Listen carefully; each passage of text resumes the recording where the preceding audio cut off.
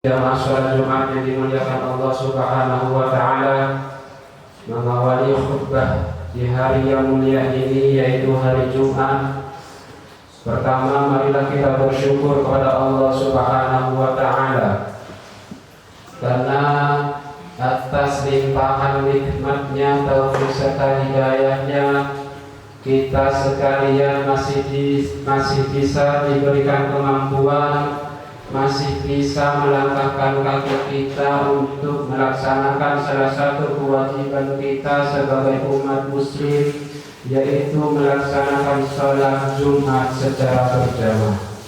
Dengan harapan mudah-mudahan dengan kita menjalankan sholat Jumat dan sholat maktubah yang lain, kita telah akan mendapatkan balasan dari Allah Subhanahu wa Ta'ala, tentunya dengan balasan yang baik. Amin amin ya rabbal alamin.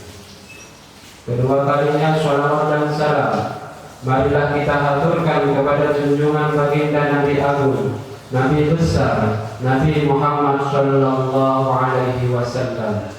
Karena berkat bimbingan beliaulah, berkat ajakan beliaulah, kita yang awalnya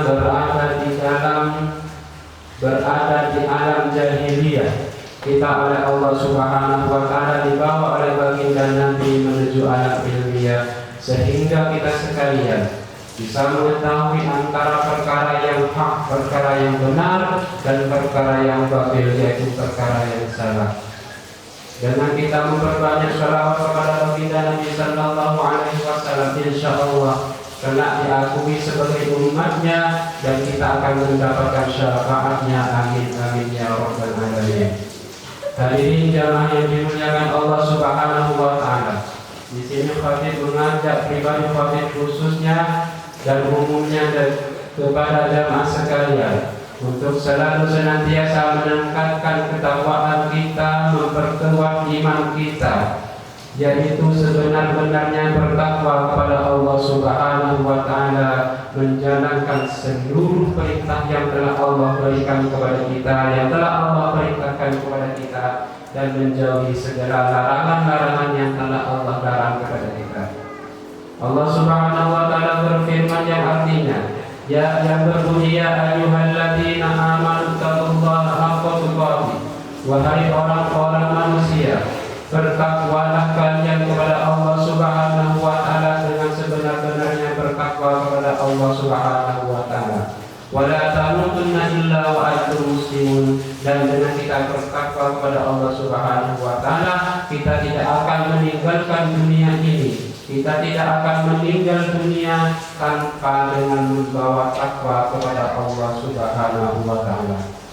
Hadirin jamaah yang dimuliakan Allah Subhanahu wa Ta'ala, di dalam ayat yang lain Allah Subhanahu wa Ta'ala berfirman, ya ayyuhan nasu inna khalaqnakum min dzakarin wa untha, wahai orang-orang, inna khalaqnakum, sesungguhnya aku, kata Allah Subhanahu wa Ta'ala, telah menciptakan, inna khalaqnakum min dzakarin, telah aku ciptakan dari kalian semua, ada yang berjenis kelamin laki-laki, wa unsa, dan berjenis kelamin perempuan.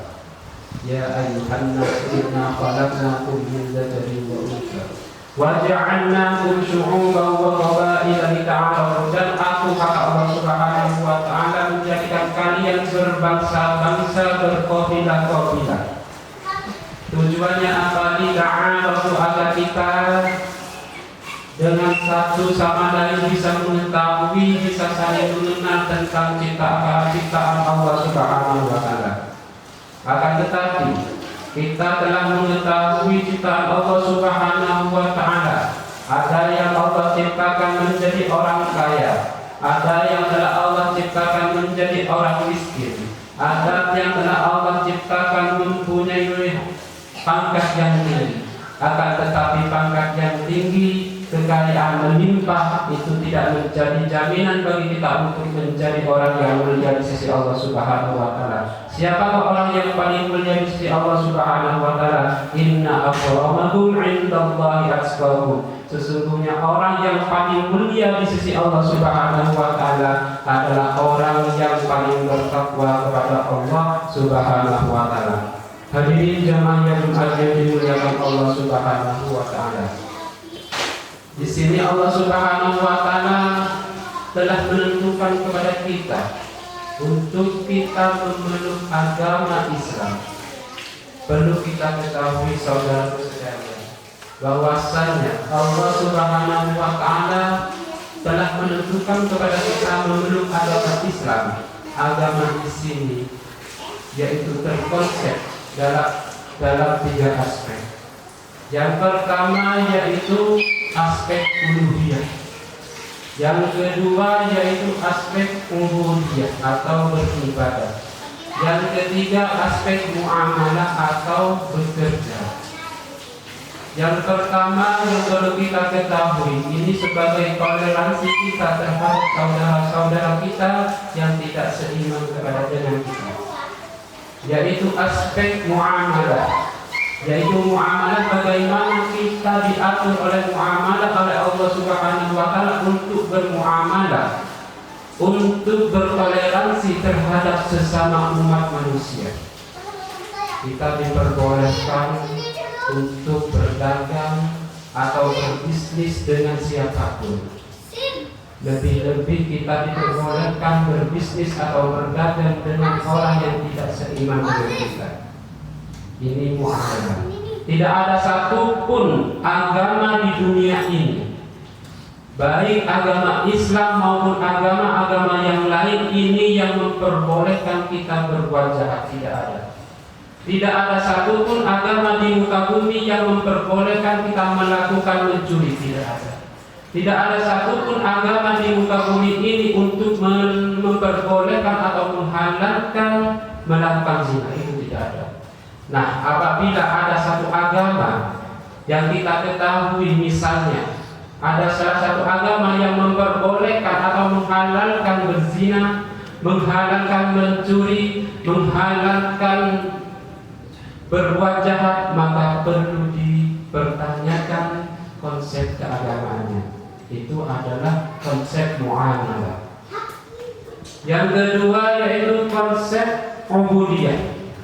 Di setiap agama kita telah dianjurkan untuk melakukan muamalah.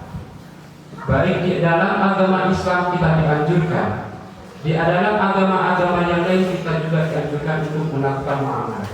Dan juga konsep yang aspek yang nomor 2 yaitu aspek ubudiyah.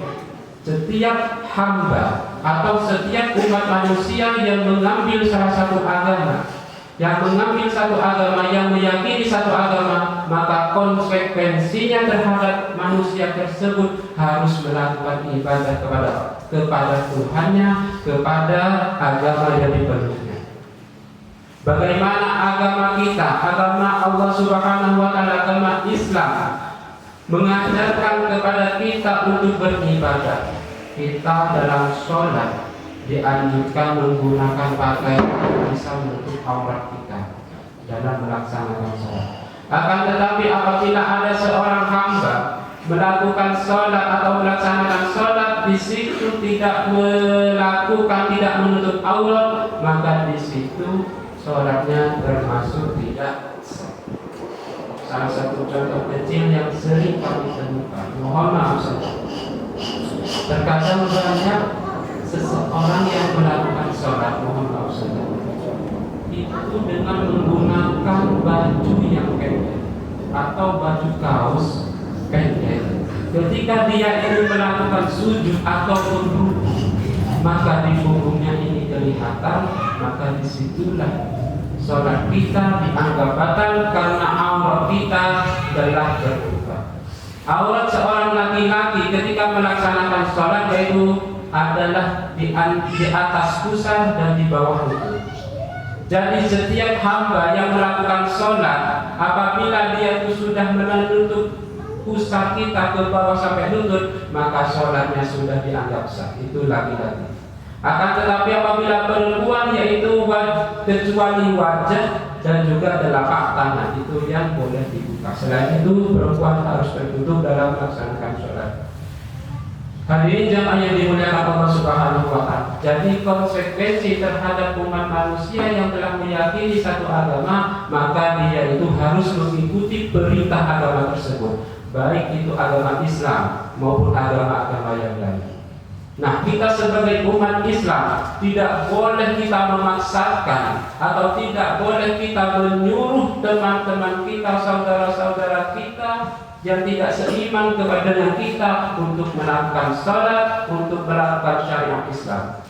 Itu hukumnya tidak boleh. La ikraha fiddin, kita tidak dianjurkan, bahkan tidak diperbolehkan untuk memaksa terhadap orang untuk seiman dengan kita. Itu konsep yang nomor 2. Kemudian yang paling terakhir, yaitu adalah uluhiyah. Bagaimana kita menuhankan sesosok Tuhan. Kita sebagai hamba itu harus mensosokkan sesosok Tuhan, yang mana antara Tuhan dan hamba itu tidak boleh sama. Manusia boleh mati, manusia wajib mati, maka Tuhan tidak boleh mati.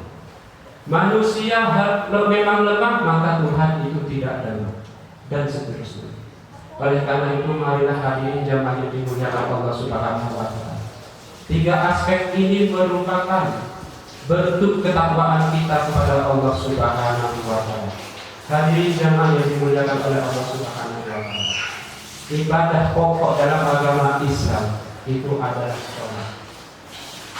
Barang siapa as-sholatu imaduddin faqad aqamaha faqad aqamaddin faman qadamaha faqad qadamaddin. Sholat ini merupakan tiang agama. Jadi barang siapa yang telah melakukan sholat dengan benar, maka orang tersebut telah menghidupkan agama Allah Subhanahu wa Ta'ala. Sebaliknya, barang siapa yang telah melalaikan sholat, maka orang tersebut termasuk melalaikan agama Allah Subhanahu wa Ta'ala, bahkan menghancurkan agama Allah Subhanahu wa Ta'ala. Awwalu ma yuhasabu bihi minal 'abd as-shalah. Setiap sesuatu yang Allah akan hisab terlebih dahulu. Amal ibadah kita yang akan dihisab oleh Allah Subhanahu wa Ta'ala terlebih dahulu adalah sholat. Fa idza sholahat sahat sholat